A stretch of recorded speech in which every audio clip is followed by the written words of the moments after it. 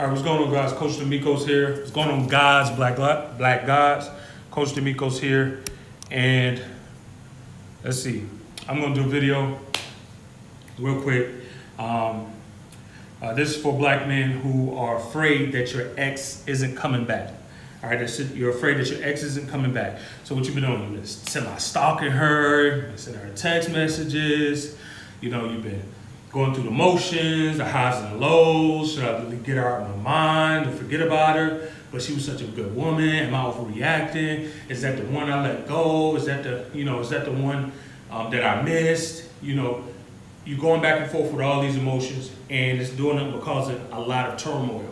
All right, when you need to let her go. All right, especially if she's an ex-wife, it's best bet that you let the relationship go that you all had. However, again, you continue to reach out, respond, etc. And and it's getting to the place where it's starting to become harassment. So I'm here to help you, black guys. Finally let go of your ex. All right, I'm actually show you why you won't let go of your ex. So follow along. All right. Now you might not be able to read everything I write out on the board, but you'll hear everything that I say. Plus, you can play this video back multiple times until you get it right. All right. So here are the 6 phases that a black man goes through when it's hard to let an ex go, when you won't let an ex go. Here are the 6 phases. Number 1, you play hard. All right? When y'all first break up, when the divorce first settles or the separation first begins, you play hard. You're like, oh, stoic, F that B, FDB, I don't need her, I was too good for her, yeah, I'm better without her. I'm the man. I was doing this and that and the third. She need me. She need me. Right? King Kong. Right? So that's what you do. You play hard. That's number 1. All right? Here's what you do the second time. Start to get remorseful. All right?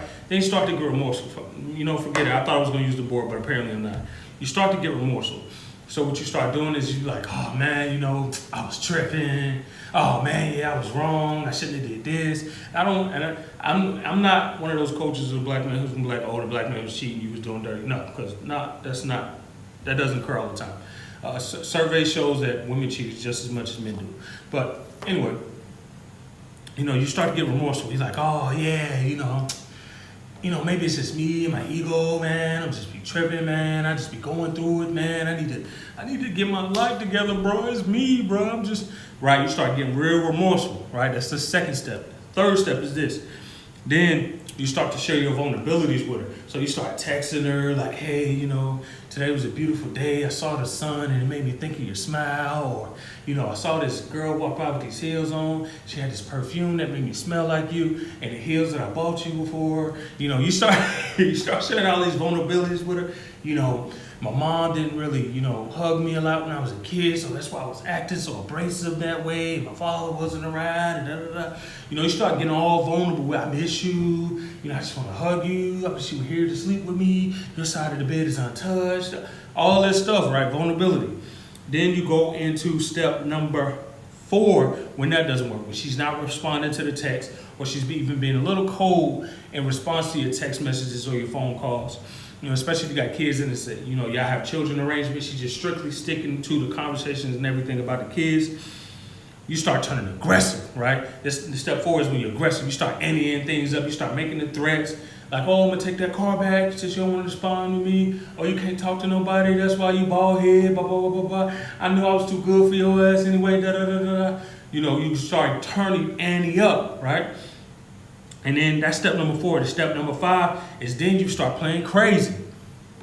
All of a sudden, you saying, look, you're going to make me show up at your job because you ain't listening. Like, I'm going to show up at your grandma's house, or, I'm going to cut your phone off. I'm going to make your life a miserable, living hell. Light skin men are crazy. You know what I'm saying? Like, you start going through this. These are the cycles, the steps that you go through, when it's hard to let a woman go. Let me know if this is any of y'all guys at any point. All right, because if you truly have ever been in love with a woman or infatuated with a woman you were with, and felt like she was you all had some of the best times together, you went through a few of these steps. All right, crazy. And then the last and 6th step is the step where you start begging. You start pleading with her, please just call me back. Just have coffee with me. Just spend 15 minutes of your time, just drop off. Let me just drop off some food with you. Let me just send you roses. Can I send you roses? Can I just buy you a bag? Can I just start begging? Those are 6 steps you go through when you cannot let a woman go. You need to let this woman go. Let your ex go. Let her go, God. All right. So here's the thing. As a black man, you take rejection and you put them in one of 3 buckets. All right. It's either the first bucket is, this is when because her not being with you anymore and her not coming back to you is rejection. All right. It just all depends on how you internalize rejection. All right. Especially romantic rejection. And it's only one of 3 ways that black men internalize it. All right. No matter how it occurs, this is how you internalize it. So the first bucket is the you're not enough bucket. The second bucket is someone else is better bucket. All right. That's again, number 1 is you're not enough bucket. So you feel like, oh, it's because I'm not fit enough, I'm not fresh enough, I don't have enough money, I'm not successful enough, I don't have flash enough cars, I'm not smooth enough, I'm not open enough, etc. Right? I'm not enough. Number 2 is someone is better. Oh, she's with some dude who got more money, who's driving her around, who's taking care of her, who's doing this and that and the third. All right, so someone else is better than you is the second bucket that you could be using, or it could be the third bucket. She wasn't good enough. Oh, I do better than her anyway. She's the least attractive girl I've ever had. She wasn't even that bad anyway. She lost a good thing. She lost the world champ. She lost money. You know what I'm saying? Like I'm the salt. She ain't on my level, right? One of 3 buckets where you're pouring this rejection in. Now, all of these buckets are doing one thing. They're all masking your ego. No matter where you pour, you condition yourself to pour that rejection in. No matter which bucket you pour it in, they all lead down to one drain. Just like anywhere that where water washes down on the road, can be onto a building, onto a car, onto a cat. Eventually, it all goes down the same. Eventually it all goes down to the drain, to the same water system. Your water system is your ego. All right. So, and what you're doing with this is that you're masking your true feelings of inadequacy, because you really feel inadequate. That's what these 3 buckets all sum up to, is a fear of inadequacy. But the way you respond is your ego. Your ego is trying to protect you from feeling inadequate. All right. So it's up to your job to find out which bucket fills up the most. So out of those 1, 2, 3 buckets, out of those 3 buckets I mentioned before, it's your job to figure out which one fills up the most and how it's driving you to not let go of your ex.